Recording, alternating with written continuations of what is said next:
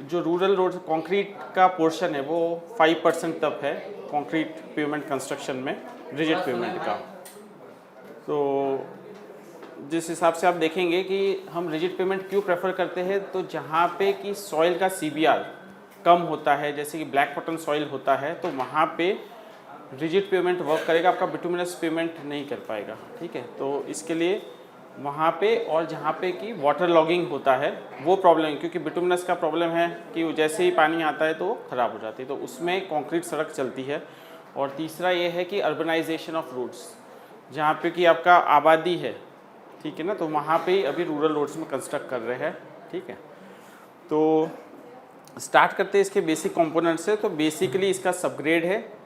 ठीक है, तो रूरल रोड्स के लिए स्पेसिफिक सबग्रेड जो कहा गया है, मिनिमम थिकनेस 300 mm होना चाहिए और इसका CBR 4% मिनिमम होना चाहिए।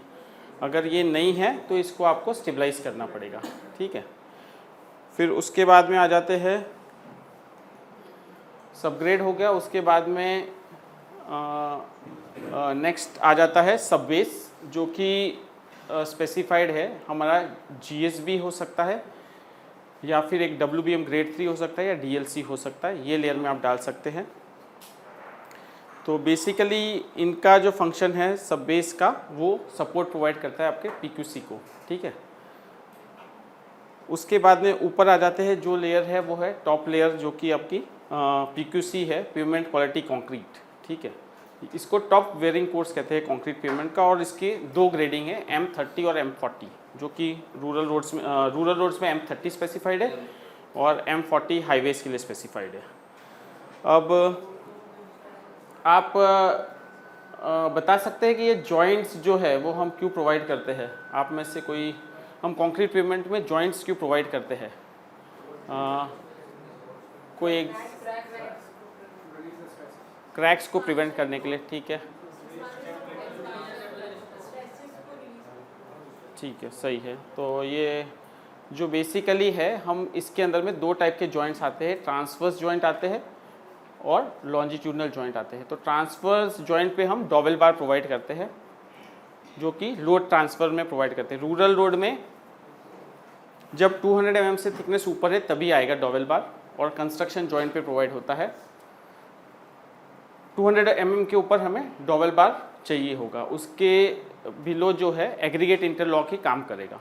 ठीक है, और बाकी लॉन्जिट्यूडनल जॉइंट हम प्रोवाइड करते हैं, क्योंकि जो जब आपकी विड्थ ऑफ द पेवमेंट जो है वो 4.5 मीटर से ज़्यादा है, तब आपको एक लॉन्जिट्यूडनल जॉइंट देना पड़ेगा बीच में। ठीक है ना, क्योंकि जो स्ट्रेसिस है, एक्चुअली जो पैनल साइज़ है वो डिफाइंड है, यानी कि जो पैनल साइज़ है, क्योंकि हमारा जो डिज़ाइन है रिजिड पेवमेंट का वो फ्लेक्सर स्ट्रेंथ पे बेस्ड है, ना कि कॉम्प्रेशन पे, क्योंकि कंक्रीट जो है स्ट्रॉन्ग इन कॉम्प्रेशन है, पर जो इसका बेसिक लोडिंग जो आता है रिजिड पेवमेंट में वो टेंसाइल पे है, क्योंकि जब व्हील लोड पास होता है तो एज लोड पे आपका मैक्सिमम लोडिंग आता है। ठीक है ना, तो वो स्ट्रेस के लिए कंसिडरेशन में रहता है, इसके लिए इसका डिज़ाइन जो है फ्लेक्सर के ऊपर में बेस्ड है।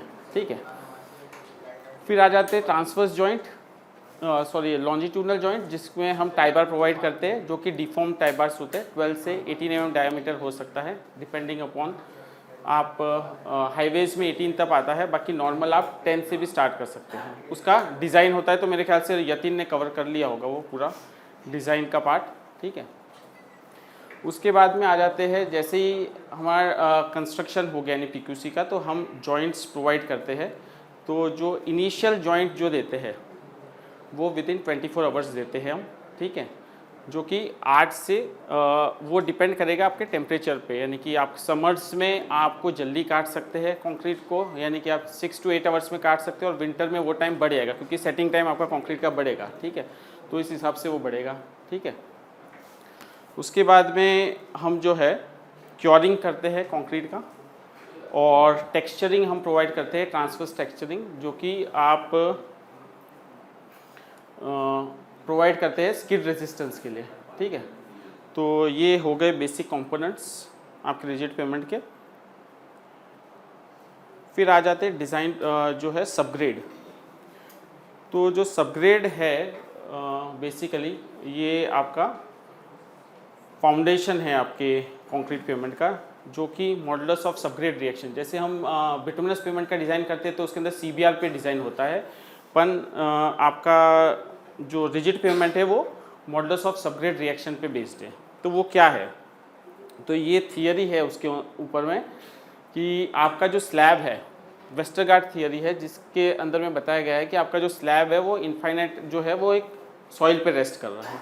तो ये जो स्प्रिंग कांस्टेंट है जो K है वो आपका मॉडुलस ऑफ सबग्रेड रिएक्शन है, जो कि हम डिटरमिन करते हैं। पर ये जो डिटरमिन करना होता है वो प्लेट लोड टेस्ट से करना होता है, तो वो कम्बरसम प्रोसेस है, तो उसका एक को रिलेशनशिप दिया गया हुआ है, ठीक है। तो उसी बेस पे फिर हम अपना डिज़ाइन करते हैं।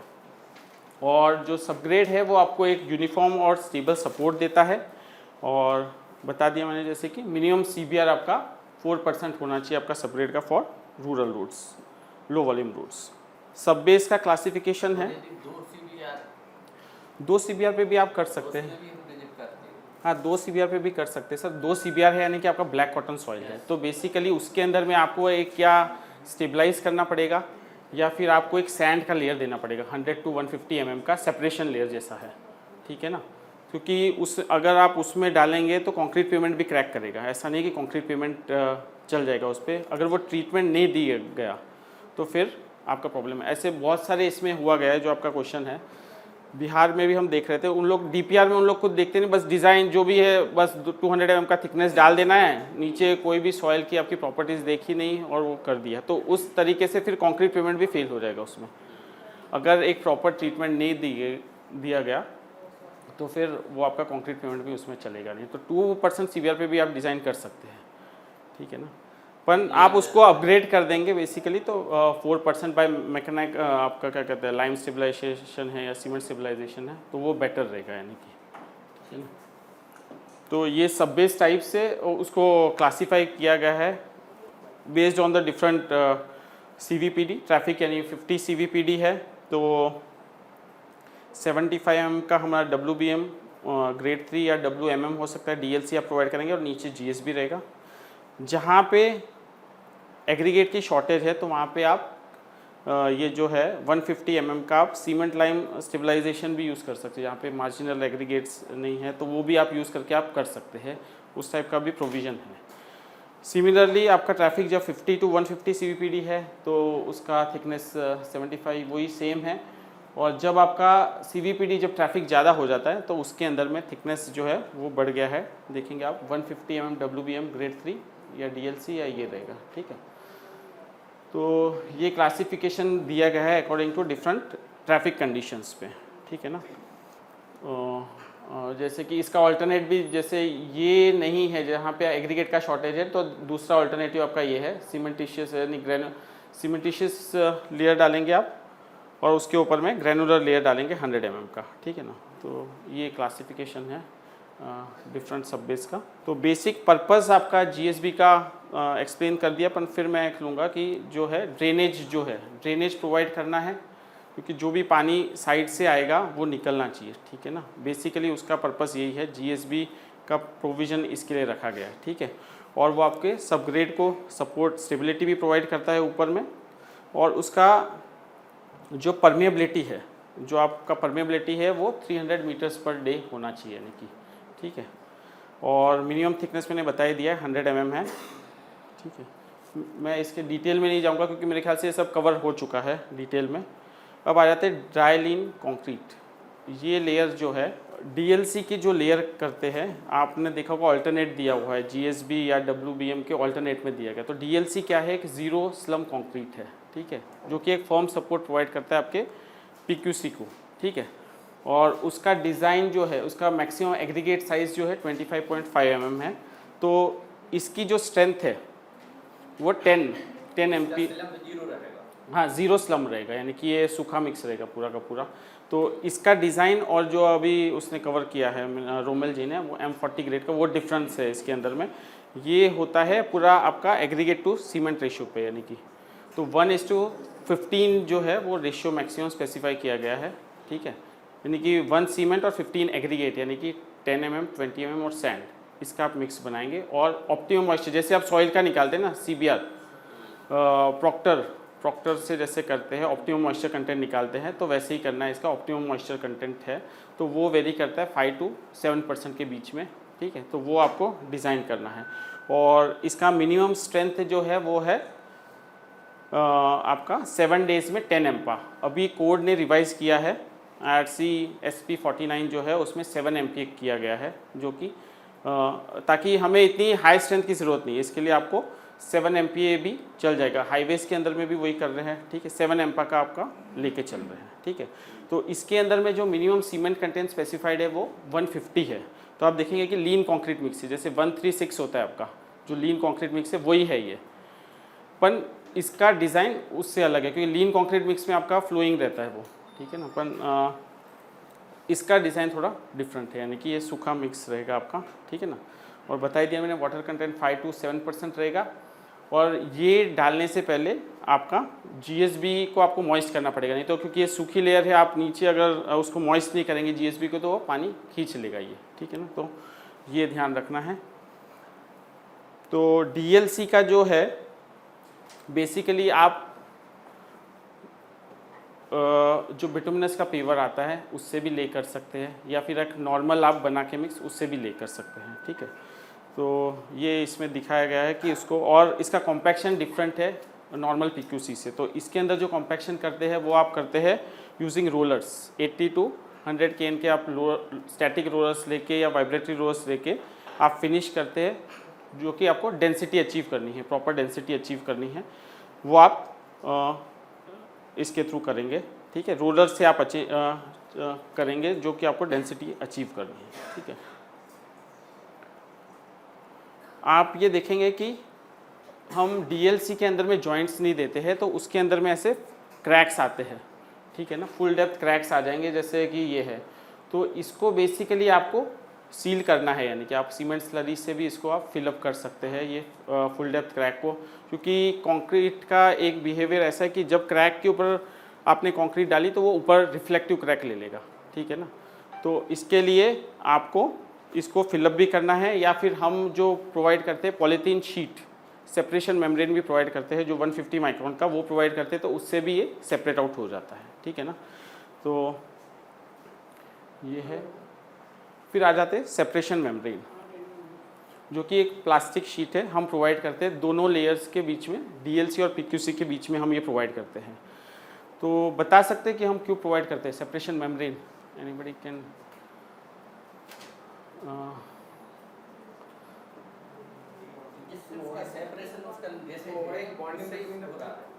हाँ जी, सेपरेशन उसके नाम ही से हो रहा है, सेपरेट करना, ठीक है। तो हम इसमें डिबॉन्डिंग कर रहे हैं, यानी कि जो है दोनों अलग तरीके से बिहेव करेगा, DLC और PQC। अगर ये बॉन्डेड हो गया, अभी हाईवेज के अंदर में क्या कर रहे हैं कि बॉन्डेड पेमेंट्स चल रहा है, तो उसके अंदर में क्या कर रहे हैं कि आप DLC और PQC में सेपरेशन मेम्ब्रेन नहीं दे रहे, उसको बॉन्ड कर रहे हैं, तो उससे थिकनेस आप रिड्यूस कर सकते हैं, इफेक्टिव थिकनेस आप रिड्यूस कर सकते हैं, ठीक है।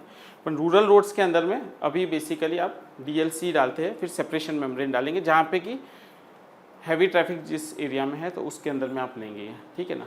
तो आप ये देखेंगे ये सलवटे है, एक्चुअली इसमें क्लियर नहीं दिख रहा है, पर जो आपको ये जो है जो पॉलीथीन शीट पे जो सलवटे आ रही है वो नहीं आनी चाहिए। बेसिकली इसको आपको नेलिंग करना है प्रॉपरली। अगर ये नहीं करेंगे तो इसकी वजह से भी आपके ऊपर में दिक्कत आएगी, PQC में दिक्कत आएगी। तो ये इंश्योर करना है कि आपका ये अच्छी तरह से ले हो, ठीक है ना, ताकि उसका एक्सपांशन कॉन्ट्रैक्शन प्रॉपर हो सके DLC PQC का, ठीक है। फिर आ जाते हैं जॉइंट्स पे। तो जैसे कि आपने बता ही दिया है, जॉइंट्स जो है डिफरेंट टाइप्स ऑफ जॉइंट्स होते हैं कंक्रीट पेमेंट में। तो बेसिक इनका फंक्शन है to relieve the shrinkage stresses, ठीक है ना। तो उसमें different type of shrinkage stresses है, जैसे कि थर्मल श्रिंकेज है, केमिकल श्रिंकेज है और ड्राइंग श्रिंकेज है। और हम जो ये प्रोवाइड करते हैं जॉइंट्स जो प्रोवाइड करते हैं वो D/3 to D/4 डेप्थ पे प्रोवाइड करते हैं, ठीक है ना। तो ये हम एक टाइप से कंट्रोल क्रैकिंग प्रोवाइड कर रहे हैं कंक्रीट पेमेंट के अंदर में, नहीं तो वो क्रैक कर जाएगा, ठीक है। इसके लिए हम ये प्रोवाइड करते हैं जॉइंट्स। अब उसके अंदर में भी जॉइंट्स के अंदर में भी डिफरेंट क्लासिफिकेशन है, जैसे कि कॉन्ट्रैक्शन जॉइंट हो गया जो कि ट्रांसवर्स और लॉन्जिट्यूडनल जॉइंट है, कंस्ट्रक्शन जॉइंट हो गया जो कि एंड ऑफ डेज वर्क में आता है, और तीसरा हो गया एक्सपांशन जॉइंट जो कि आपके कलवर्ट या ब्रिज से लग के होगा, तो वहाँ पे हम एक्सपांशन जॉइंट प्रोवाइड करते हैं ट्रांसवर्स डायरेक्शन में।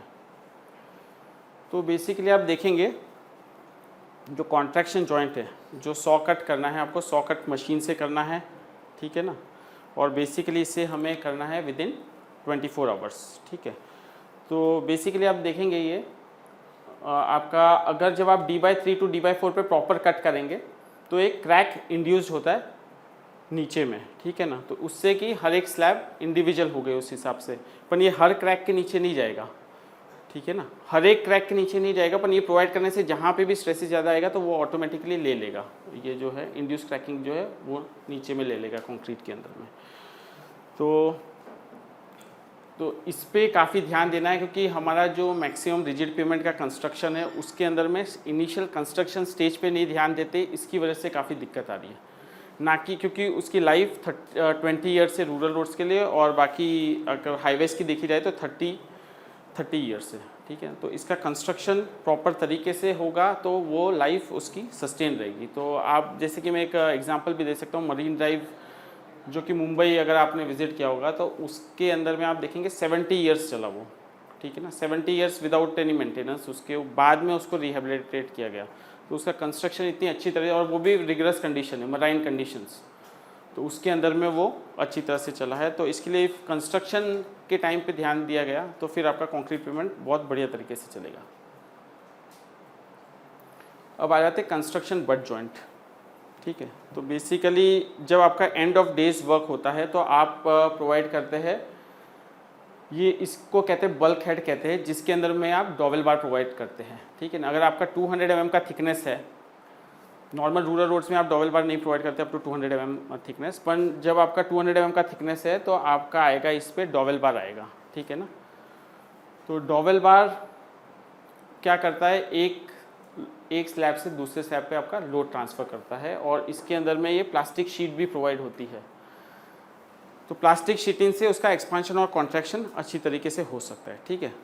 और ये प्लेस करने के लिए आपको पहले से आपको तैयारी करनी पड़ेगी, ठीक है ना। तो बल्क हेड जो है इसके अंदर में दो टाइप आता है, एक फुल बल्क हेड भी आता है या स्प्लिट टाइप में भी आता है, ठीक है ना। तो ये प्लेसमेंट अच्छी तरीके से होना चाहिए, नहीं तो इसकी वजह से भी क्रैक्स आते हैं कंक्रीट पेमेंट में।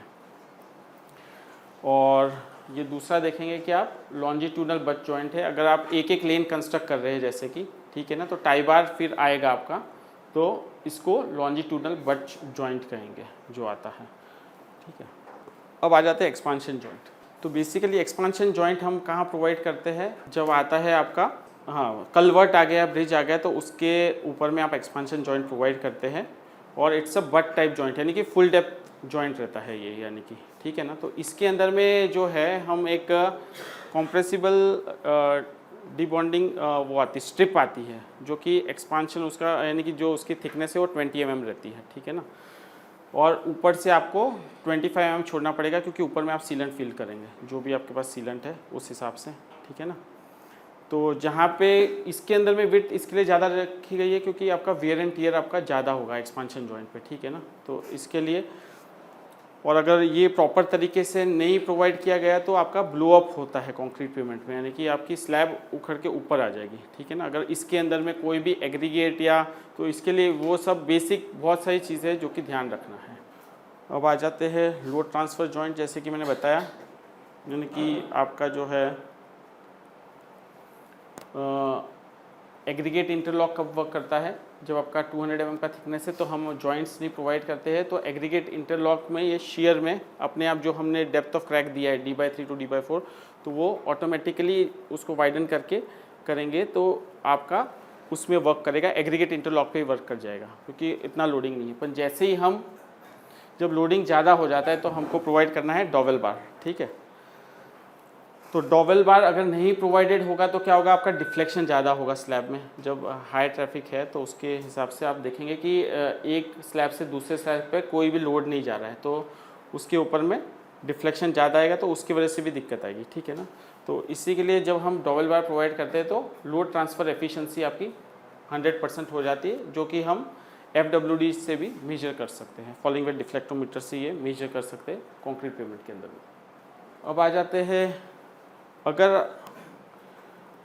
जैसे कि डॉवेल बार आपको प्रोवाइड करना है, ठीक है ना। तो डॉवेल बार जो है आपका बेसिकली कंक्रीट पेमेंट पीक्यूसी जब कंस्ट्रक्ट कर रहे हैं, आपका डीएलसी का लेयर हो गया है, ठीक है ना। फिर आप पॉलीथीन शीट लगाएंगे और फिर आपका फॉर्मवर्क रेडी करेंगे, ठीक है ना।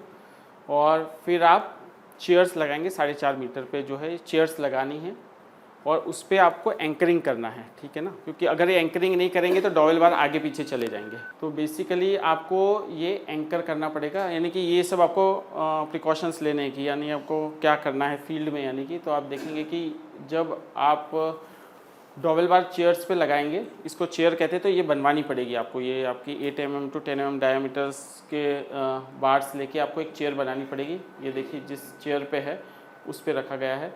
और मैंने जैसे कि बताया कि डॉवेल बार आप जो है पॉलीथीन शीट आप लगाते हैं, इसके ऊपर प्लास्टिक शीटिंग जो है वो लगाते हैं। तो बेसिक जो आपका डॉवेल बार की लेंथ है वो 500 mm रहती है, 400 to 500 mm लेंथ रहती है, ठीक है उसकी। तो ये प्लास्टिक शीटिंग लगाने से क्या होगा कि ये इसका एक्सपांशन कॉन्ट्रैक्शन होगा। अगर आप ये नहीं प्रोवाइड करेंगे तो फिर ये आपका फिक्स हो जाएगा और इसकी वजह से दिक्कत आएगी आपके उसके अंदर में, ठीक है, पेमेंट के अंदर में ऊपर में।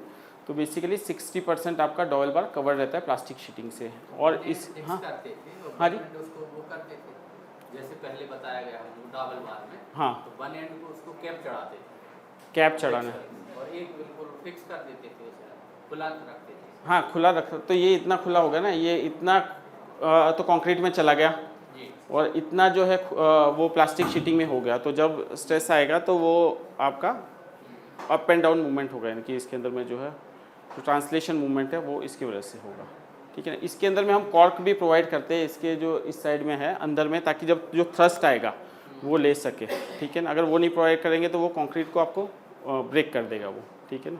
तो इसके लिए डॉवेल बार का हमारा बेरिंग स्ट्रेसेस इन कंक्रीट पे जो डिज़ाइन होता है उसके ऊपर में है। नेक्स्ट आ जाते हैं, जैसे कि आप देखेंगे इसके अंदर में कि अगर आपने डॉवेल बार अच्छी तरह से नहीं प्रोवाइड किए गए हैं, ये जैसे कि मिस अलाइंड है डॉवेल बार, तो हर कंस्ट्रक्शन जॉइंट पे काफ़ी ध्यान देना है आपको। बेसिकली जो है आपके डॉवेल बार्स जो है वो प्रॉपरली अलाइंड होने चाहिए। अगर ये अलाइन नहीं होते तो इस टाइप के आपको क्रैक्स दिखाई देंगे कंक्रीट पेमेंट में, क्योंकि डॉवेल बार लॉक हो जाते हैं। तो इनका मूवमेंट जब रुक जाता है तो वो थ्रस्ट देंगे और उसकी वजह से इस टाइप के क्रैक्स आएंगे आपके कंक्रीट पेमेंट के ऊपर में, इस टाइप के क्रैक्स आएंगे। तो इसके अंदर में रेमेडी अब यही है कि इसको फुल डेप्थ रिपेयर करना पड़ेगा इसके अंदर में जो है, और कोई वो नहीं है, क्योंकि आपका लॉक हो गया, ये बढ़ते जाएगा, ठीक है ना, ये क्रैक्स जो है। तो इसके लिए बेसिकली आपको इसके अंदर में FDR यानी कि फुल डेप्थ इसको जो है काटना पड़ेगा पूरा 1.5 मीटर या 0.5 मीटर लेके आपको पूरा निकाल के फिर वापस से वैसे ही प्लेस करना पड़ेगा, ठीक है ना। तो वैसे ही डॉवेल बार और वो सब प्रोवाइड करना पड़ेगा, वो मैं आपको बताऊंगा आगे। अब आ जाते हैं जैसे कि जो PQC का रिक्वायरमेंट है। तो बेसिकली जो हमारा डिज़ाइन है वो फ्लेक्सर स्ट्रेंथ पे बेस्ड है, ठीक है। तो जैसे कि M30 मिनिमम है रूरल रोड्स के लिए, तो उसका 3.8 MPa स्ट्रेंथ है फ्लेक्सर स्ट्रेंथ, और हाईवेज के लिए हमारा 4.5 MPa है M40 ग्रेड कंक्रीट के लिए। स्लम का जो है, क्योंकि मैनुअल कंस्ट्रक्शन है तो दैट कैन बी डिसाइडेड, ठीक है ना, 40 ± 10 mm का आ गया, अपन that would depend upon the stage of construction, यानी कि आपका कंक्रीट कहाँ पे प्लेस करना है उसके ऊपर डिपेंड करेगा, ठीक है ना। तो क्योंकि मैनुअल कंस्ट्रक्शन रहता है रूरल रोड्स में, तो 50 to 60 इज़ ऑल्सो अलाउड, यानी कि ऐसा नहीं है, ठीक है ना, कि ये फिक्स्ड वैल्यू है, that is depending upon the site condition, it would depend your slum, ठीक है। और maximum water cement ratio 0.5 maximum allowed है, ठीक है। और सीमेंट कंटेंट जो है 350 टू मिनिमम है, और मैक्सिमम जो है आपका 425 है। पर आपका जो रूरल रोड्स में 350-360 में आपका आ जाता है M30 ग्रेड जो है। और बाकी डिपेंड करेगा सर, वो डिपेंड करेगा आपका, आप किस हिसाब से डिज़ाइन कर रहे हो उसके ऊपर में डिपेंड करेगा। तो आपका क्या कहते हैं 380 तक आ रहा है, ठीक है, क्योंकि हमने 390 में M40 भी डिज़ाइन किया, पर उसके अंदर में आप वाटर सीमेंट रेशियो 380 में भी डिज़ाइन हो सकता है, पर वो आपको सीमेंट कंटेंट बढ़ाने से नहीं होगा। आपका जो वाटर सीमेंट रेशियो जब कम करेंगे तो आपका स्ट्रेंथ गेन होगा कंक्रीट के अंदर में, ठीक है। तो वो मिक्स डिज़ाइन में वो मिक्स डिज़ाइनर के ऊपर है, वो कैसे करता है, यानी कि कैसे सीमेंट सेव करना है उसके ऊपर में है। ठीक है। और इसमें हम सुपर प्लास्टिसाइजर्स भी यूज़ करते हैं क्योंकि हमें वर्केबिलिटी अचीव करनी है, ठीक है। तो इसके अंदर में different type of super plasticisers है, जैसे कि नेफ्थलीन बेस्ड है और पॉलीकार्बोक्सिलिक ईथर बेस्ड है, ठीक है। तो नेफ्थलीन बेस्ड हम पहले यूज़ कर रहे थे, पर उसकी क्वांटिटी जो है वो ज़्यादा लगती है, यानी कि, और उसकी जो है एफिशिएंसी इतनी नहीं आ रही थी। तो इसके लिए अब जो है हम पीसी बेस पे शिफ्ट हो गए, पॉलीकार्बोक्सिलिक ईथर बेस पे। तो इसके अंदर में जो है रिक्वायरमेंट आपकी जो है 0.3 to 0.5% by weight of cement में आपका आ जाता है, यानी कि जो आपको वर्केबिलिटी जो अचीव करनी है वो इसमें अचीव हो जाती है। फिर आप फ्लाई ऐश यूज़ कर सकते हैं कंक्रीट के अंडर में। तो मैक्सिमम जो है अप टू 30% आप यूज़ कर सकते बाय जो है ओपीसी को रिप्लेस करके, ठीक है ना।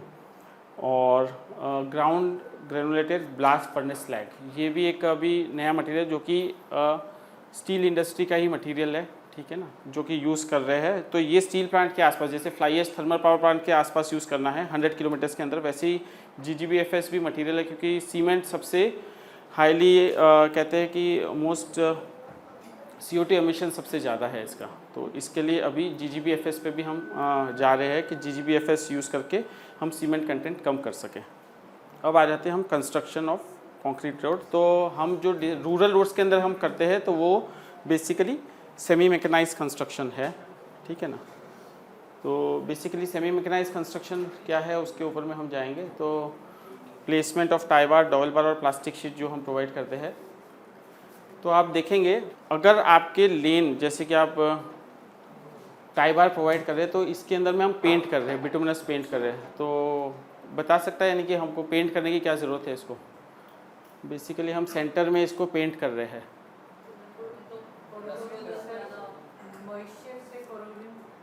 ठीक है, क्योंकि आपका ये जॉइंट के ऊपर में आएगा, लॉन्जिट्यूडनल जॉइंट के ऊपर में आएगा, ठीक है। और वाटर इनग्रेस होगा इसके ऊपर में।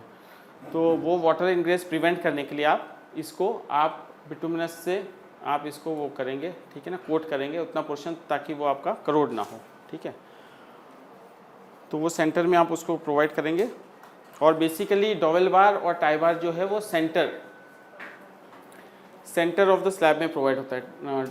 डबल बार और टाई बार जो है सेंटर ऑफ द स्लैब में प्रोवाइड होता है, ठीक है ना।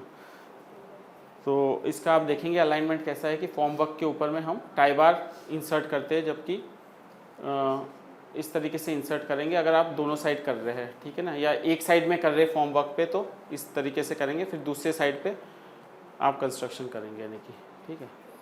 तो इसका अलाइनमेंट एकदम प्रॉपर होना चाहिए आपका टाई बार का, ठीक है ना, ये भी आपको इंश्योर करना है। अब आप देखेंगे कि कंक्रीट पेमेंट के अंदर में ऐसे जब कंस्ट्रक्शन करते हैं तो ये प्लास्टिक श्रिंकेज क्रैक्स आते हैं। तो बेसिकली ये क्रैक आने का रीज़न इसका है कि हम जो है कंस्ट्रक्शन जो है जब हाई टेम्परेचर पे करते हैं, जब टेम्परेचर 35 डिग्री के ऊपर है, तो क्या होता है कि इवेपोरेशन रेट हाई हो जाता है कंक्रीट के ऊपर से, ठीक है ना। और हाई विंड वेलोसिटी है और लो ह्यूमिडिटी है। इस कंडीशन में क्या होगा कि आपके इस टाइप के श्रिंकेज क्रैक्स आना स्टार्ट होते हैं आपके पेमेंट के ऊपर में, ठीक है ना। तो ये अगर आपको प्रिवेंट करना है तो आपको मिस्ट यानी एक फॉगिंग है, यानी कि आप ऐसा पानी का स्प्रे ऐसे फव्वारा मारते हैं ना, फाउंटेन जैसे, तो एक स्प्रिंकलिंग जैसे करेंगे तो आप उससे भी ये प्रिवेंट कर सकते हैं। और बाकी अगर आ गए हैं तो ये सरफेस डिफेक्ट में ही है, ये कोई ज़्यादा आपके प्रॉब्लमेटिक नहीं है, ठीक है ना। अगर आपने इनिशियल इसको ट्रीटमेंट दे दिया गया, जैसे कि आप इसको सीमेंट पेस्ट से भी रिपेयर कर सकते हैं जब ये फ्रेश स्टेज में है तब, अगर फ्रेश स्टेज में आपको दिख गया, नहीं तो बाद में फिर उसका रिपेयर मेथोडोलॉजी अलग है, ठीक है ना। अब आ जाते हैं प्लेसमेंट। तो प्लेसमेंट ऑफ कंक्रीट जो है वो हमें 2 घंटे के अंदर में कर देना है, क्योंकि अगर उसके अंदर में नहीं किया गया तो आपका सेटिंग हो जाएगा कंक्रीट का, ठीक है, और फिर वो प्लेस नहीं हो पाएगा प्रॉपरली, ठीक है ना। तो आपका जो टाइम है, यानी कि जब आपने उसमें पानी डाला और जब तक आप टेक्सचरिंग करिए, तो वो 2 आवर्स का टाइम है टोटली, ठीक है ना, depending on the concrete temperature. अगर 25 डिग्रीज है तो 120 मिनट्स है, और 25 to 30 डिग्री है तो 100 मिनट्स के अंदर में आपको प्लेसिंग आपका कंक्रीट कर देना है। और जब आप प्लेस कर रहे हैं तो आपको वो देखना है कि प्लास्टिक शीट जो है वो फटे ना, ठीक है ना। अगर प्लास्टिक शीट आपकी लगी हुई है उसके अंदर में, तो वो ट्रक या फिर आप जिससे भी आप डाल रहे हैं तो वो उसके ऊपर ना चले, नहीं तो वो फाड़ देगी और फिर वो उसका पर्पस डिफीट हो जाएगा कि आपने जो प्रोवाइड किया है उसकी वजह से दिक्कत आएगी। और फिर आ जाते हैं जब कंक्रीट आपको डालना है, तो जब आप कंक्रीट डालते हैं तो उसकी हाइट जो है 90 सेंटीमीटर से ज़्यादा नहीं होनी चाहिए। अगर वो ज़्यादा होगी तो क्या होगा, जैसे ऊपर से गिरेगा कंक्रीट फ्लोइंग रहेगा तो सेग्रीगेट हो जाएगा पूरा, ठीक है ना। तो वो आपको इंश्योर करना है कि वो ना हो, ठीक है। और उसको कॉम्पैक्ट आपको 20 मिनट के अंदर में करना है। और सरचार्ज जो प्रोवाइड करते हैं, जो भी आपकी थिकनेस है, जो भी आपकी 200 mm की थिकनेस है, तो उसका 20% आपको एक्स्ट्रा लेके चलना पड़ेगा एज अ सरचार्ज जब आप आपका PQC बना रहे हैं, तो ताकि कॉम्पैक्ट करने में आसानी हो, ठीक है ना। जितना आपको डालना है तो आपको एक सरचार्ज प्रोवाइड करना पड़ेगा कंक्रीट का, जो कि मिनिमम 20% होना चाहिए नॉर्मली। फिर जब आप प्लेस करते हैं कंक्रीट को, जब मैनुअल में प्लेस कर रहे हैं तो आपको देखना है कि वो अच्छी तरह से, अगर ये इस तरीके से प्लेस किया गया, क्योंकि आपको फर्स्ट ऑफ ऑल देखना है कि कंक्रीट जो है आपके डॉवेल बार्स के अंदर प्रॉपरली आ जाए, ठीक है ना। जैसे आप कंक्रीट डाल रहे हैं, ये डायरेक्टली इसके ऊपर डाल रहे हैं, ठीक है ना, ये सही है। अगर आप साइड में डालेंगे तो क्या होगा कि आपका कंक्रीट फिर ये इसको पुश कर देगा, आपके जो है चेयर्स को पुश कर देगा, तो जो उसका फंक्शन है डॉवेल बार का वो प्रॉपरली नहीं हो पाएगा, ठीक है ना। तो बेसिकली ये भी इंश्योर करना है कि जब डॉवेल बार्स पे आप डाल रहे हैं तो कंक्रीट उसके ऊपर आए और अच्छी तरह से आए, ठीक है। फिर उसको आप स्प्रेड कर सकते हैं, शॉवेल लेके, जो है शॉवेल या फावड़ा लेके आपको स्प्रेडिंग करना है इवनली सब जगह पे आपका कंक्रीट स्प्रेड करना है आपको। फिर आ जाते हैं इसका जो कॉम्पैक्शन है। अगर कंक्रीट का अगर कॉम्पैक्शन प्रॉपर नहीं किया गया, जैसे कि अगर उसके अंदर 3% वॉइड्स है तो आपकी स्ट्रेंथ जो है 25 to 30% कम हो जाएगी, ठीक है ना। तो कॉम्पैक्शन कंक्रीट का सबसे इम्पॉर्टेंट पैरामीटर है, तो उस पर काफ़ी ध्यान देना है कि अच्छी तरह से उसका कॉम्पैक्शन हो, ठीक है। तो उसके लिए हम यूज़ करते हैं, एक तो हो गया स्क्रीड वाइब्रेटर हो गया, जो कि 125 mm तक कॉम्पैक्ट कर सकता है। और उसके बाद में आ गया आपका इंटरनल नीडल वाइब्रेटर्स, ठीक है ना। अगर आपकी थिकनेस ज़्यादा है या साइड्स पे आपको कॉम्पैक्ट करना है तो आप स्क्रीड वाइब्रेटर यूज़ करेंगे, नीडल वाइब्रेटर यूज़ करेंगे, ठीक है। और इसका जो एम्पलीट्यूड है, जो स्क्रीड है, जो उसका एम्पलीट्यूड है वो मिनिमम 1.5 mm होना चाहिए, ताकि वो कॉम्पैक्ट अच्छी तरह से कर सके, ठीक है ना। वो उसका एम्पलीट्यूड इतना होना चाहिए और उसकी स्पीड जो खींचने की है, जिससे कि हम उसे डोरी से जो खींचते हैं उसकी जो मैक्सिमम स्पीड है वो 0.6 मीटर्स पर मिनट है, ठीक है ना। ये इसके लिए है कि अगर आप फास्ट करेंगे तो वो कॉम्पैक्शन होगा नहीं, ठीक है ना। और उसकी वजह से फिर हनी कॉम्बिंग और वो सब प्रॉब्लम्स है तो वो सब रहेगी। इसके लिए उसकी स्लाइडिंग स्पीड भी डिफाइंड है, ठीक है।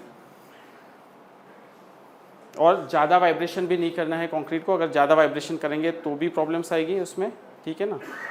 और वॉइड्स ना हो और हनी कॉम्बिंग ना हो। अगर हनी कॉम्बिंग आता है तो आप 1:3 मोटार से उसको आप उसको पैचअप करेंगे, यानी कि, ठीक है ना, हनी कॉम्ब्ड एरिया को। तो ये आप देखेंगे कि जो आपका इनिशियल कॉम्पैक्शन है, आप जैसे ही कंक्रीट डालेंगे तो उसको आप नीडल वाइब्रेटर से आप उसको कॉम्पैक्ट करेंगे। नीडल वाइब्रेटर्स आप यूज़ करेंगे जिससे कि आप साइड्स में और कॉर्नर में, क्योंकि जो स्क्रीड वाइब्रेटर है वो तो टॉप से ही कॉम्पैक्ट कर पाएगा, पर जो नीडल वाइब्रेटर है वो आपका साइड्स, कॉर्नर्स और उसके अंदर में कर पाएगा कॉम्पैक्ट। तो उसके लिए हम नीडल वाइब्रेटर्स यूज़ करेंगे। तो 2 से 3 इंश्योर करने की हो साइड पे, ठीक है ना। वो नहीं होंगे तो फिर आपका कॉम्पैक्शन प्रॉपरली नहीं हो पाएगा। फिर मैंने बताई दिया आपको कि स्क्रीड जो है, स्क्रीड से फिर फाइनल कॉम्पैक्शन करेंगे उसका टॉप लेयर का, ठीक है ना। तो इसकी जो स्पीड मैंने बता दी है आपको 0.6 मीटर्स पर मिनट है। तो इसको जो खींचने की स्पीड है वो 0.6 मीटर पर मिनट है, तो उस हिसाब से आपको खींचना है, ठीक है। और फिर इसको कॉम्पैक्ट करना है। फिर आ जाते, जैसे ही आपका ये कॉम्पैक्शन हो गया है तो उसके बाद में आप उसको फ्लोटिंग एंड स्ट्रेट एजिंग से आप उसको फिनिशिंग करेंगे, जो फाइनल फिनिशिंग है उसका। तो ये फ्लोटिंग इसके लिए करते हैं, देखिए, और ताकि आपका जो ऊपर का है वो फिनिशिंग आ सके, ठीक है ना। और ओवरलैप रखना है फ्लोटिंग के बीच में, तो वो हम प्रोसेस में देखेंगे कि क्या है। तो आपको ये भी देखना है कि जब आप कंक्रीटिंग कर रहे हैं तो उसके ऊपर मैसन सिट ना करें, ठीक है ना। तो नहीं तो कंक्रीट में हमेशा परमानेंट आ जाते हैं जो भी है आपके, ठीक है। तो आपको एक वर्किंग प्लेटफॉर्म यूज़ करना चाहिए जिसके ऊपर में बैठ के आपको अच्छी तरह से उसका फिनिशिंग करना है, ठीक है। फिर आ जाते हैं टेक्सचरिंग और ब्रूमिंग। तो जैसे ही आपका फिनिशिंग हो गया है, अपना फ्लोटिंग कर लिया है आपने, उसको फिनिश करके उसके बाद में आप टेक्सचरिंग और ब्रूमिंग करते हैं कंक्रीट का, ठीक है। तो टेक्सचरिंग कब करते हैं, जबकि प्लास्टिक स्टेज में ही है आपका कंक्रीट, ठीक है ना। और इसके अंदर में हम फाइबर ब्रश या long handle steel brush use करते हैं, ठीक है। और इसको perpendicular to the centre line खींचते हैं, खींच के लाते हैं। और इसकी जो डेप्थ है वो 1.5 mm होनी चाहिए मिनिमम। तो आप ये देखेंगे कि इस टाइप के टेक्सचरिंग ब्रश होते हैं। तो जो आपको टेक्सचरिंग करनी है वो 1 गो में करनी है, ठीक है ना। अगर आप जो है 2 साइड से करेंगे तो बीच का रह जाएगा और उसकी फिनिशिंग नहीं आएगी। इसके लिए जो प्रॉपर तरीका है टेक्सचरिंग का वो है कि आप एक एंड से दूसरे एंड तक अच्छी तरह से टेक्सचरिंग लाए, ठीक है ना। अब इसके अंदर में दूसरा भी आ गया है, जो ये ब्रूम टेक्सचरिंग है उसकी लाइफ ज़्यादा नहीं है। यानी कि आप टेक्सचरिंग देखेंगे कंक्रीट पेमेंट में आप जो फेस करते होंगे, टेक्सचरिंग जल्दी निकल जाती है, ठीक है ना। तो अब टाइम टेक्सचरिंग ब्रश भी आ गए हैं, ठीक है। तो टाइम टेक्सचरिंग ब्रश क्या है, ये एल्यूमिनियम के ब्रश है जिसके अंदर में कि आप उसकी विड्थ स्पेसिफाइड है, 10 to 20 mm की विड्थ पे वो स्पेसिफाइड है। तो वो टेक्सचरिंग अच्छी तरह से करेंगे आपका टॉप पे। तो इसके अंदर में भी 2 टाइप का टेक्सचरिंग है, ट्रांसवर्स टेक्सचरिंग और लॉन्जिट्यूडनल टेक्सचरिंग। तो पहले हमने लॉन्जिट्यूडनल भी ट्राई किया था, पर लॉन्जिट्यूडनल के अंदर में पानी रह जाने का दिक्कत आता है, इसके लिए फिर वापस से हम ट्रांसवर्स टेक्सचरिंग पे ही आ गए हैं। ये नाम भी कैसा लेकर ब्लूमिंग हाफ वेट, ये जो है ना आधा, यानी कि आप जो आपकी जो 3.75 मीटर की है वो इसने क्या किया कि आधा आधा कर रहा है। तो ये रॉन्ग वे है, आधा इधर और आधा इधर नहीं करना है, एक ही वे में पूरा खींचना है, पूरा फुल वेट एक डायरेक्शन में आपको खींचना है, ठीक है ना। वो है, नहीं तो क्या होगा वो बीच का रह जाएगा, बीच में जो है ना वो अलग से दिखाई देगा फिर आपको, जो ये है, ठीक है ना, मार्क्स दिखा देंगे अलग से। ये मैं कह रहा था कि टाइम टेक्सचर ब्रश है जो कि अवेलेबल है, ठीक है ना।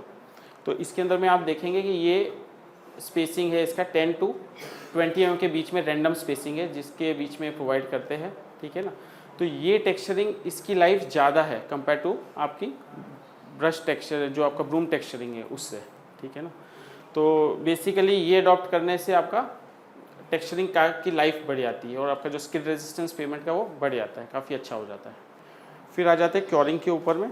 तो इनिशियल क्योरिंग जो हम करते हैं वो आप क्योरिंग कंपाउंड से करेंगे, क्योंकि इनिशियली क्योरिंग अगर प्रॉपरली नहीं हुआ तो आपका ऊपर में श्रिंकेज क्रैक्स और इवेपोरेशन रेट हाई होता है। तो इसके लिए हम ऊपर में क्योरिंग कंपाउंड इनिशियली स्प्रे करते हैं।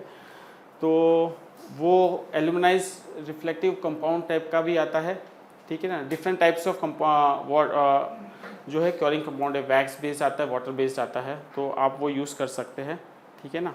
और जो क्योरिंग कंपाउंड है वो 60 to 90 मिनट्स के लिए एक इम्परवियस फिल्म बना देता है उसके ऊपर में, आपके कंक्रीट के ऊपर में, ठीक है ना। उसके बाद आपको जो उसका क्योरिंग करना है वो वेट हेसन क्लॉथ से ही करना है, यानी कि जो आपका क्या कहते हैं जूट बैग्स होती है उसको लेके आपको इसका करना है। तो वो आपको देखना है कि पूरी full width of the concrete payment वो कवर करे, ठीक है ना, यानी कि 0.5 मीटर फ्रॉम द एजेस और वो सब आपको ओवरलैप करना है ताकि उसका क्योरिंग अच्छी तरह से हो। और मिनिमम 14 डेज़ का आपको क्योरिंग करना है। और जो बताया मैंने कि क्योरिंग कंपाउंड जो है यानी कि वेट हेसन क्लॉथ आप 24 आवर्स करेंगे और उसके बाद में पॉन्ड क्योरिंग, जैसे कि सैंड लगा के ऊपर में, या सैंड या आपका क्ले का आपने वो बना दिए, क्या कहते हैं पैडल्स बना दिए आपने, और उसके अंदर में आप पानी भर के रखेंगे 14 डेज़ के लिए, वो भी यूज़ कर सकते हैं। अब दूसरी कंडीशन है जब एडवर्स कंडीशन होती है, तो ये तो हाईवेज़ के लिए है, पर बेसिकली हाईवेज़ में जब एडवर्स क्योंकि इस टाइप की कंडीशन होती है तो उसके अंदर में देखा गया है कि आप उसको प्रोटेक्शन करना है। तो इस टाइप का आप मोबाइल टेंट प्रोवाइड करते हैं जिससे कि आप प्रिवेंट करते हैं, आपका क्योरिंग भी कम लगेगा और इस तरह से आप प्रिवेंट करेंगे सनलाइट से जो है, ठीक है ना। और आपको इसमें पानी भी कम लगेगा, ठीक है। बाकी अपने कंपाउंड तो स्प्रे कर ही दिया है। एक दूसरा तरीका है, क्योंकि पानी सबसे डालना, क्योंकि कंक्रीट पेवमेंट की जो स्ट्रेंथ है वो क्योरिंग के ऊपर ही डिपेंड करती है, जो कि हो नहीं पाती मैक्सिमम जो है क्योरिंग के अंदर ही प्रॉब्लम है। तो आप जो है जैसे कि आपका वेट हेसन क्लॉथ है उसके अंदर में उसके ऊपर में आप पॉलीथीन शीट डाल देंगे तो आप प्रिवेंट कर सकते हैं पानी का इंग्रेस, ठीक है ना। तो पानी आप उतना प्रिवेंट कर सकते हैं तो आपको कम पानी यूज़ होगा। तो ये भी एक है तरीका जिससे कि आप अपना क्योरिंग को थोड़ा कम कर सकते हैं, यानी कि इस तरीके से। और आप ये देख रहे हैं कि नेक्स्ट इसमें कि प्लास्टिक शीट उठा के फिर ये पानी डाल रहा है, ठीक है ना। तो इससे भी आप क्या कर रहे हैं कि पानी आपका सेव करेंगे, क्योंकि ये इवेपोरेट नहीं होगा इतना फास्ट, इसको गीला रखेगा, मॉइस्ट रखेगा आपके कंक्रीट पेमेंट को। ये आगे है जो है श्रिंकेज क्रैक्स के बारे में है, जो कि होता है high temperature, high wind velocity और लो ह्यूमिडिटी की वजह से इस टाइप के आपके श्रिंकेज क्रैक्स आते हैं पेमेंट में। तो इसके ऊपर हमने कोर्स लेके देखा।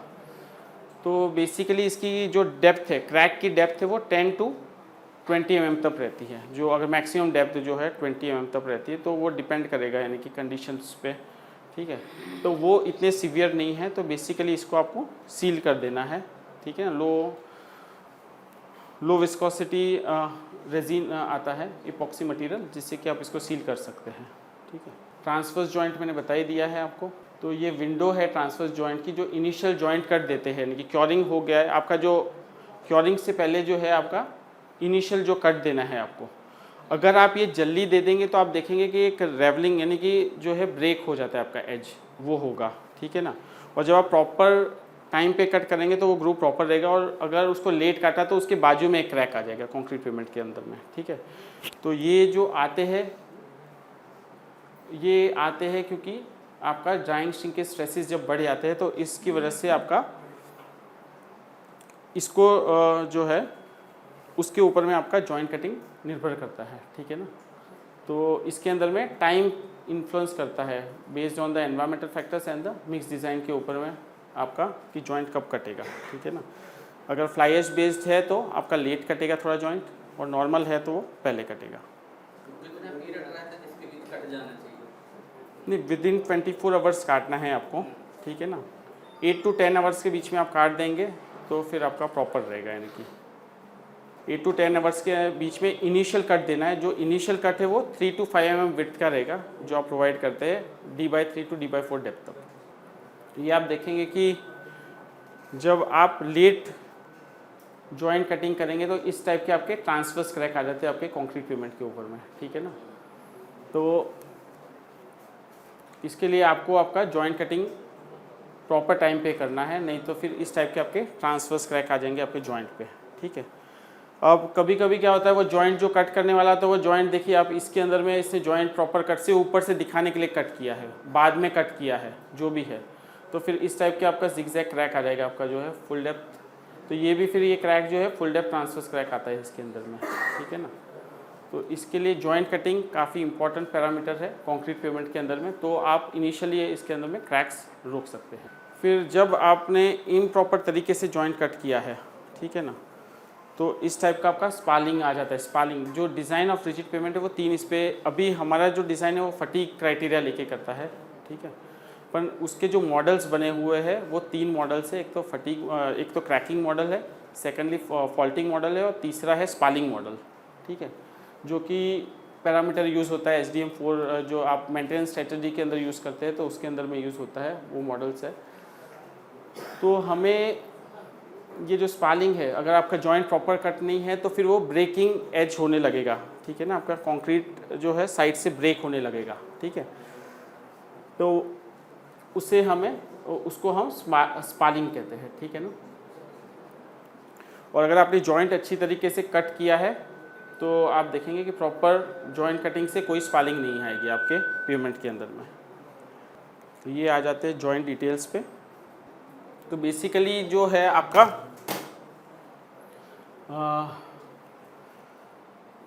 इनिशियल कट तो आपने दे दिया, आपको अब जो फाइनल कट देना है इसको वाइडनिंग करते हैं, 10 mm वाइड करते हैं, और उसकी डेप्थ रहती है 20 mm तक, ठीक है ना। तो ये आपको कब करना है, जब आपका क्योरिंग कंप्लीट हो जाए 21 डेज़ के बाद में आप इसको वाइडन करते हैं, ठीक है। और इसके अंदर में आप जो है एक इसको वाइडन करेंगे, और इसके अंदर में आप प्राइमिंग करेंगे, ठीक है। और उसके अंदर में फिर आप एक ये जूट रोप या बैकअप रॉड कहते हैं या जूट रोप डालते हैं। तो वो बता सकते हैं कोई क्यों डालते हैं, यानी कि बेसिकली जूट रोप कंस्ट्रक्शन कराया है किसी ने तो पता होगा कि ये इसमें दिख नहीं रहा प्रॉपरली, एक्चुअली ये है, पर इसमें तो मुझे फिगर प्रॉपरली दिख रहा है। तो हम एक ये जूट रोप प्रोवाइड करते हैं। तो ये जूट रोप जो रहती है आपकी, ठीक है ना, बेसिकली आप इसके ऊपर में बिटुमिनस सीलेंट डालेंगे, ठीक है ना, तो वो सीलेंट नीचे ना पेनिट्रेट हो जाए, उसके लिए हम ये जूट रोप प्रोवाइड करते हैं इसके अंदर में, ठीक है। और उसके बाद में हम इसको सील करेंगे, ठीक है ना। बिटुमिनस सीलेंट हम यूज़ करते हैं, हॉट पोर्ड ही यूज़ होता है जनरली, और भी डिफरेंट टाइप के सीलेंट आते हैं, कोल्ड सीलेंट्स भी आते हैं, पॉलीसल्फाइड, पॉलीयूरेथीन, जो कि हम हाईवेज में यूज़ करते हैं, पर रूरल रोड्स के अंदर में हम mostly bituminous hot poured sealant use करते हैं, ठीक है। उसके बाद में आ गया ये एक्सपांशन जॉइंट। एक्सपांशन जॉइंट में मैंने बता दिया कि ये कॉम्प्रेसिबल सिंथेटिक फिलर बोर्ड है जो कि यूज़ होता है। तो इसका जो कंप्रेशन है वो 25% तक होना चाहिए, क्योंकि जो थ्रस्ट आएंगे वो आपके कंक्रीट पेमेंट में का स्ट्रक्चर और कंक्रीट में आएंगे, ठीक है ना। तो नॉर्मल जॉइंट से ये डिफरेंट रहता है। तो इसके अंदर में आप ये फुल डेप्थ जो है आपका compressible synthetic filler board provide करते हैं। ऊपर में आप वापस से वैसे ही आप जूट रोप डाल सकते हैं और फिर अपना सीलेंट फिलअप करेंगे, ठीक है ना। तो इसके अंदर में सिर्फ आपको ये जो है इन सब में वाइडनिंग, इन दोनों में longitude contraction as well longitudinal joint में आपको वाइडनिंग करना है, ठीक है ना। इसके अंदर में तो आप स्पेस छोड़ेंगे, ऊपर से जो फिलर बोर्ड का है वो 25 mm आप छोड़ेंगे और फिर आप करेंगे 20 to 25 mm आप डिटेल छोड़ेंगे। तो अगर आपके जॉइंट्स ये इस तरीके का आपका आता है contraction joint with double bar और ये टाई बार का जो है, तो आप देखेंगे सेंटर पे आपका डबल बार प्लेस्ड है। आपने जो इनिशियल कट दिया गया है वो D/3 to D/4 पे है, और फिर 21 डेज़ के बाद में आप इसको वाइडनिंग करते हैं ग्रूव को, ठीक है ना, जो कि आप एक बैकअप रॉड देंगे और फिर अपना सीलेंट पोर करेंगे इसके अंदर में। तो ये इसका ड्राइंग है। सिमिलरली टाई बार का भी जो है वो इस तरीके से है। सर हम लोग इसमें शीट डालते हैं, डाल वाल है ना, हाँ प्लास्टिक शीट, हाँ 20 mm की जो शीट होती है उसमें वो करते हैं, वो पूरी रहती है किस में? डाल वाल जो हम डालते हैं ना, हाँ शीट के अंदर डालते हैं। हाँ प्लास्टिक शीट के अंदर ही डालते हैं। नहीं सर, वो 20 mm शीट होती है। हाँ वो तो एक्सपांशन जॉइंट में ना, हाँ वो तो आ रहा है सर। नहीं ये मेरा कॉन्ट्रैक्शन जॉइंट की बात कर रहा हूँ। ये तो जो है वो एक्सपांशन जॉइंट में तो फुल रहेगा, एक्सपांशन जॉइंट में तो फुल रहेगा। ये मैंने कॉन्ट्रैक्शन जॉइंट जो आपका कॉन्ट्रैक्शन जॉइंट है उसके ऊपर का है। एक्सपांशन जॉइंट का है जिसके अंदर में कि फुल आएगा, उसके अंदर में आपको होल्स करने हैं, ठीक है ना, और फिर पॉलीथीन शीट और उसका जो है आपको कैपिंग जो है सीलिंग मटेरियल इसमें रहेगा, ठीक है ना। और इस तरीके से हाँ जी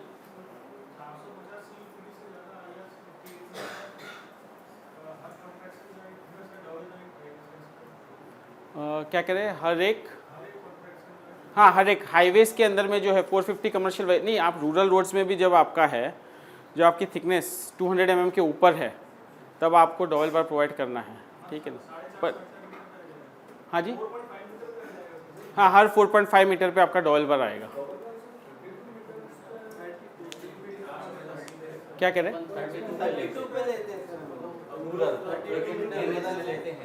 मैं उसकी बात ही, वो ट्रैफिक की बात कर रहे थे, वो ट्रैफिक की बात कर, 32 mm डायामीटर है, 32 to 38 mm नहीं 32 मीटर पे नहीं लेते। अगर रूरल रोड्स में आप डबल बार प्रोवाइड करेंगे तो वो सिर्फ आप कंस्ट्रक्शन जॉइंट पे आएगा। 200 mm थिकनेस जहाँ पे है वहाँ पे आपका सिर्फ सब पे नहीं आएगा आपका। रूरल रोड्स में तो जहाँ ट्रैफिक नहीं है वहाँ पे तो नहीं आएगा।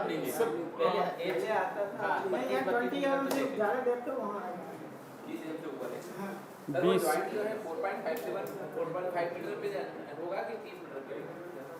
कौन सा? नहीं वो जॉइंट तो आपका जो स्पेसिंग है कॉन्ट्रैक्शन जॉइंट का उस पर, रूरल रोड्स में तो 2.5 to 4 मीटर पे है। पर हम रूरल रोड्स में जब आपका कंस्ट्रक्शन जॉइंट आता है तभी प्रोवाइड करते हैं डबल बार।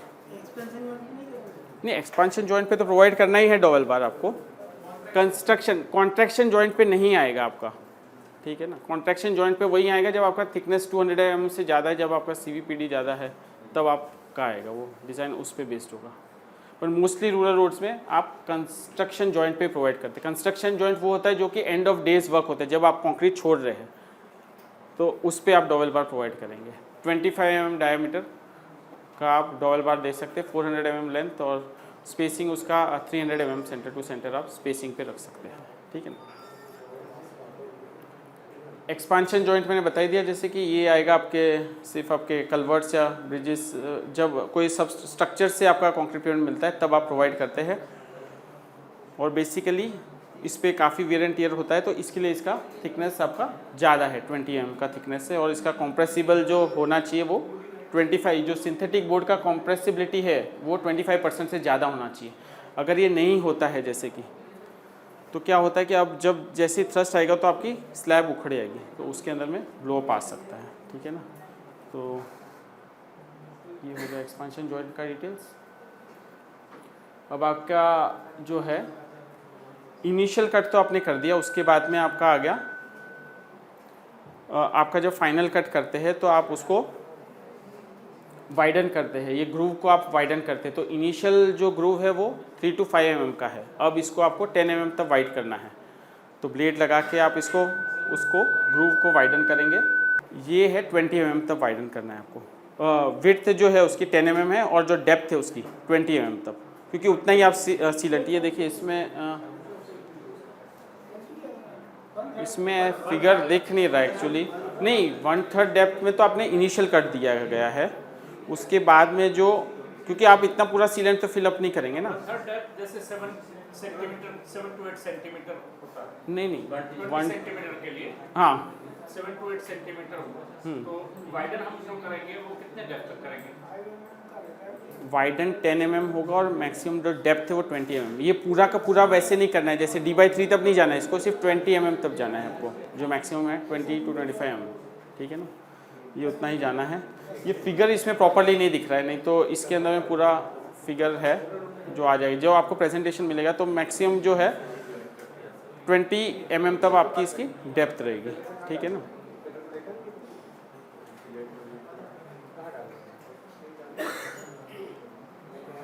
तो आपको पहले तो क्योरिंग होने के बाद में ही करना है, क्योंकि वो स्ट्रेंथ लेने की कैपेबिलिटी होनी चाहिए, उसके बाद ही आप इसको वाइडन करते हैं। जब आपका क्योरिंग हो गया उसके बाद में आप ये प्रोवाइड करते हैं वाइडनिंग ऑफ द ग्रूव्स। फिर आपको उसको क्लीन करना है, ग्रूव्स को क्लीन करना है। कॉम्प्रेस्ड एयर से आप क्लीन कर सकते हैं, क्योंकि उसके अंदर कुछ भी डेब्रिस रह गई तो फिर वो आपका प्रॉपर एक्सपांशन कॉन्ट्रैक्शन नहीं होने देगा कंक्रीट का। फिर आप उसके अंदर में जूट रोप जो है वो आप यूज़ करेंगे, या बैकअप रॉड भी कहते हैं इसको, ठीक है ना। कि वो जो है इसकी जो थिकनेस है वो 25% ज़्यादा होनी चाहिए, ताकि वो टाइटली आपका उससे टाइटली अंदर फिल हो सके, ठीक है ना। तो इस टाइप की बैकअप रॉड है जो कि आपको लगानी है, ठीक है ना, और ये टाइटली प्लेस हो जाएगी, ठीक है। उसके बाद में आपको जो है प्राइमिंग करना है। प्राइमिंग इसके लिए करना है, नहीं तो क्या होगा, आपका सीलेंट उसको चिपक जाएगा, जो भी बिटुमिनस सीलेंट है। तो इसके लिए आपको आपके कंक्रीट को प्रॉपर्ली ब्रश लेके, ठीक है ना, इसको प्राइम करना है प्राइमर से। तो उसको भी आपको 1-8 घंटा सूखने देना पड़ेगा, 1 से 2 घंटा उसको सूखने देना पड़ेगा। उसके बाद में ही आप, क्योंकि उसके ऊपर आपने डायरेक्ट डाल दिया सीलेंट, तो फिर भी आपका प्रॉब्लम आ सकता है अगर वो वेट रह गया तो, ठीक है। तो वो सूखेगा, उसके बाद में ही आप उसको डालना है, ठीक है ना। तो जब वो सूख जाएगा, नॉन स्टिकी हो जाएगा, उसके बाद ही आप अपना सीलेंट डाल सकते हैं। तो different type of sealant specified है, जैसे कि हॉट पोट सीलेंट के, जैसे कि रबराइज सीलेंट हो गया, पॉलीमरिक एस्फाल्ट बेस्ड हो गया, या पॉलीमरिक सीलेंट हो गया, इलास्टोमरिक सीलेंट हो गया। तो जनरली तो हम रबराइज बिटुमिनस सीलेंट ही यूज़ करते हैं अपने इसके अंदर में रूरल रोड्स में, जो कि सेल्फ लेवलिंग है, ऑटोमेटिक उसका ऊपर में टॉप लेवल आ जाता है। तो बेसिकली आप देखेंगे हॉट पोट सीलेंट जो है, ये प्रोसेस दिया गया है कि आपका बिटुमिन का टेम्परेचर जो है 120 से 180 डिग्री तक आप इसको लाना है, ठीक है ना। और फिर इसको जो पोर करना है वो इस टाइप के कैटल से आपको पोर करना है, ठीक है। अगर नहीं हो पाता, देखिए बेसिकली आप उन लोग तो डाल देते हैं, फिर आप देखेंगे कि ये बाजू में भी सीलेंट पड़ा रहता है, ठीक है ना। तो बेसिकली तो एक टेप लगा के प्रॉपरली जो तरीका वो है उस तरीके से करें, नहीं तो उसकी फिनिशिंग अच्छी नहीं दिखती है, ठीक है ना। तो इस टाइप का होता है जिसके अंदर में कि आप अपना रबराइज बिटुमेन सीलेंट इसको गर्म करते हैं 120 से 180 डिग्री तक, ठीक है। और इसमें ये भी देखना है कि बहुत रीहीटिंग ना करे, नहीं तो फिर वो सीलेंट का फंक्शन भी वो प्रॉपर्ली नहीं करेगा, ठीक है ना। और दूसरा तरीका ये है कि आप पॉलीसल्फाइड सीलेंट जो है वो यूज़ करते हैं। ये कोल्ड टाइप के सीलेंट रहते हैं, ठीक है ना। तो इसके अंदर में पार्ट ए पार्ट बी में आप मिक्स करते हैं, 2 पार्ट में, ठीक है। मिक्स करके फिर इसके अंदर एक गन आती है जिसके अंदर में आप पोर करते हैं और फिर आप अपना सीलेंट डालते हैं, ठीक है ना। तो ये भी एक तरीका है, पर ये हाईवेज में यूज़ होता है ज़्यादातर। फिर आप अपना traffic you can open it after 28 days, ठीक है। मिनिमम 14 डेज़ का क्योरिंग करके आप 28 डेज़ के बाद में आप अपना ओपन कर सकते हैं ट्रैफिक के लिए कॉन्क्रीट। हाँ जी सर, नहीं वेट नहीं कर सकते वो है, पर मिनिमम स्पेसिफाइड 28 डेज़ ही है सर जो है ना, क्योंकि उसका जो है क्योरिंग हो जाने के बाद में इंजीनियर पर लाइट ट्रैफिक आप परमिट कर सकते हैं, पर जो कोडल प्रोविजन नहीं जगह नहीं सर, ये इनिशियल तो आपको करना पड़ेगा, इनिशियल उसके बगैर तो हो नहीं पाएगा। हाँ ये दिक्कत तो है, मैंने कहा, पर उस पर लाइट ट्रैफिक रहता है। रूरल रोड्स में मेरे ख्याल से लाइट ट्रैफिक रहता है, इतना हैवी अगर हैवी ट्रक्स है तो फिर तो सर प्रिवेंट करना पड़ेगा, नहीं तो ऊपर का आपका सरफेस ख़राब हो जाएगा। आप ये स्केलिंग वेलिंग करते हैं पूरा का सरफेस, हाँ स्केलिंग होती है फिर प्रॉपरली वो नहीं, क्योंकि क्योरिंग नहीं हुई इसकी प्रॉपर। स्केलिंग का क्या मतलब, कोई सस्ता तरीका बताइए जो कॉन्ट्रैक्टर कर दे। स्केलिंग का सस्ता तरीका तो नहीं है, वो मैं कवर करता हूँ उसके अंदर में करता हूँ उसको, पर स्केलिंग आ गया तो उसके लिए बताऊँगा मैं नेक्स्ट उसके अंदर में। फिर आ जाते हैं आपका क्वालिटी कंट्रोल एस्पेक्ट्स जो है। तो आप बेसिकली जो आपका स्ट्रेंथ है कंक्रीट के जो कोर से आप 4 कोर्स निकालेंगे और उसकी जो स्ट्रेंथ है, यानी कि अगर आप M30 ग्रेड जा रहे हैं तो उसकी इक्विवेलेंट क्यूब स्ट्रेंथ 85% अचीव होनी चाहिए चारों क्यूब की, और एवरेज सिंगल कोर की 75% से ज़्यादा होनी चाहिए, नहीं तो आपका सैंपल फेल है यानी कि, ठीक है ना। तो वो देखना है। FCK का आपकी अगर M30 ग्रेड है तो उसका 85% यानी कि आप जो निकालेंगे, ठीक है ना, उसका 85% नहीं, टारगेट का नहीं, M30 ग्रेड का M30 जो है उसका आप जो लेंगे 85% इक्विवेलेंट क्यूब स्ट्रेंथ, तो वो आप 25% जो ज़्यादा लेते हो, जो फैक्टर लगाते हैं उसके अंदर 1.25 का जो आपकी आई, उसके बाद जो लगाया तो 85% उसका आना चाहिए। तो M30 का जो आपका आएगा वो करीबन 25.5 के आसपास आता है, और 75% उसकी 22.5 के आसपास आएगी। नहीं, मैं कोर का बता रहा हूँ, वो कोर का है। क्यूब का तो आपका नॉर्मल जो है वो कोर का अलग है, क्यूब का अलग है। कोर क्योंकि कोर आपने काट के निकाला, क्यूब तो आपका जो स्ट्रेंथ है उसके लिए क्यूब के लिए तो ये क्राइटेरिया है, जैसे कि आपका जो IRC 15 में दिया गया है कि आपकी जो FCK स्ट्रेंथ से प्लस ग्रेटर देन 3 MPa आनी चाहिए, जो M30 है ये जो है कॉम्प्रेसिव स्ट्रेंथ क्यूब्स के लिए। और इंडिविजुअल सैंपल अगर आप लेते हैं क्यूब का तो 1 MPa कम हो सकता है उससे, यानी कि FCK जो आप M30 है 30 - 1 MPa का 29 MPa तक आनी चाहिए आपकी सिंगल क्यूब की। ये क्यूब के ऊपर में मैं कोर की बात कर रहा था, जो कोर के अंदर में वो 85 और 75 का है, क्योंकि वो आप बाद में करते हैं FCK का। हाँ जी, 85% इज़ एक्सेप्टेबल, उसके नीचे है तो नहीं है। और इंडिविजुअल कोर्स ये तो एक ग्रुप ऑफ वो हो गया 85%, यानी आप 3 कोर्स लेंगे तो एवरेज जो है वो 85% आपका होना चाहिए, और इंडिविजुअल कोर का वो है 75%। हर एक सिंगल कोर का 75% होना चाहिए, वो होना चाहिए मिनिमम जो है।